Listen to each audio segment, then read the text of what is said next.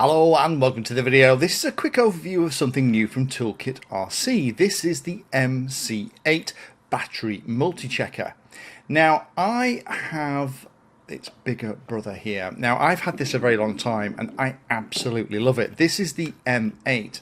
It's not something that you see in a lot of videos, but it's absolutely in the pile of test equipment that sits to the side of my building and troubleshooting bench.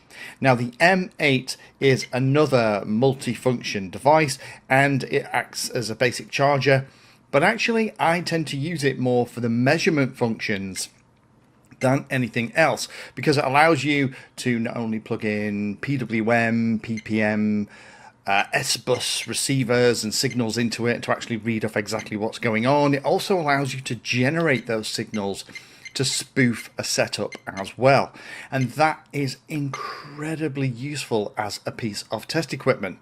Is it used often? Nope. I use it about once a month. But when I need it, it's worth its weight in gold to absolutely prove that something is doing what I think it should. And in troubleshooting, particularly when you're doing lots of building or repairing models, having something like this is fantastic. So while I unbox this, let me go through the specifications. So this really has 4 features. I'll show you them all in a minute. There's a checker, which allows you to check the battery. There is a measurer for Pwm, Ppm and Sbus, and there's also an output for Pwm, Ppm and Sbus as well. In addition to that, it's also got a USB-A and a USB-C output, and it also allows you to balance batteries. The maximum current is 60 milliamps, so it isn't going to do it really quickly, but you can just plug it in and get your batteries sorted out. Product size on this is 68 by 50 by 50 millimeters. It's only 50 grams, and the LCD is a little IPS 2-inch LCD 320 by 240 pixel screen, which is very easy to use even in pretty bright daylight. So let me just very quickly show you the 4 things that it does. First of all, you can plug it into the battery. There's an XT60 port at the bottom, and there's also the balance tap port at the side. Both of them will power the unit. If you plug in the balance tap, then it will initiate the balance function, which will get all of the cells spot on. The next thing that you can do with it as well is that you can plug it in and you can power it from a battery, and that also gives you the ability to charge a device by plugging it in the top. We have lots and lots of things in the hobby that get charged from USB now. Everything from our radios, action cameras, goggles, DJI smart controllers, even Whoop batteries get charged from that now. So having this little device with that output is going to be handy if you have it with you at the field.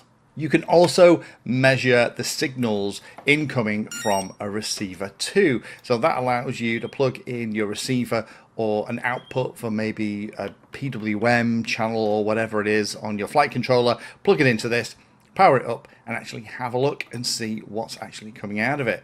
The really cute thing is with this, you can also, which I've not seen on any other device before, you can also see the additional flags that come along with an Sbus frame of data. Sbus is a digital signal, and I've talked about the fact that there are things like a failsafe and signal loss bits.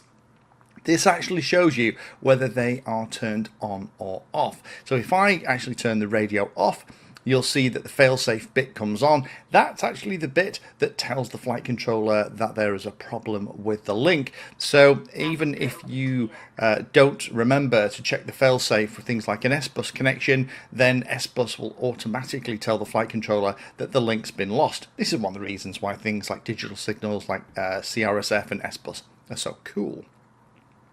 Last thing you can do as well is then actually create and generate signals to pump into a system. So you can do it with Sbus, Pwm and also Ppm as well. The only disappointing thing with this versus its bigger brother is it looks like the only channel that you can play with is you can change the throttle channel, and it seems to set default output, which is AETR.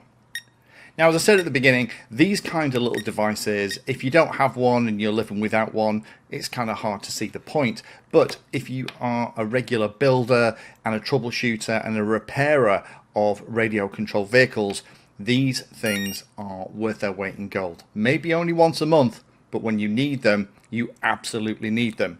Now, for me, is this going to replace my trusty M8? No, I don't think it is, because I like the ability with some of the extra functionality in the M8. But this MC8 is a really cute, compact way to have this in your back pocket, and if you have it in a kit maybe that you keep at the field, it allows you to very quickly troubleshoot stuff that would be almost impossible if you didn't have a device like this in your bag. Now, as I'm not going to be using this one, my M8 is going to continue to be the one on the bench.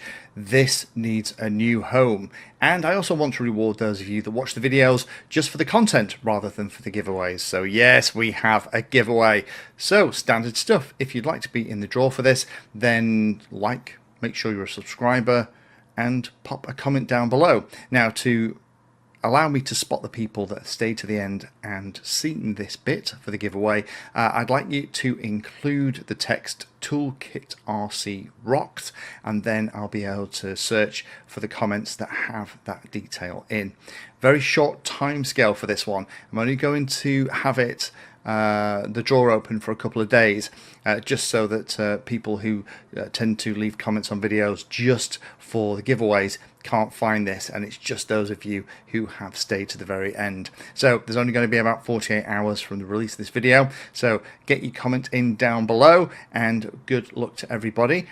But if you are a builder of radio control and you like getting into the nitty-gritty, you know, your soldering iron's always out and you're always playing with your multimeter, this little thing will be a fantastic addition to your tool bench. Thank you for spending your time today watching that video. You can find me in all the usual places on social media, and if you're trying to learn about a subject, then check out the playlist. All of my videos are organized into easy to follow playlists that, if you're trying to learn a topic, will take you from the basics right the way through to some pretty advanced stuff.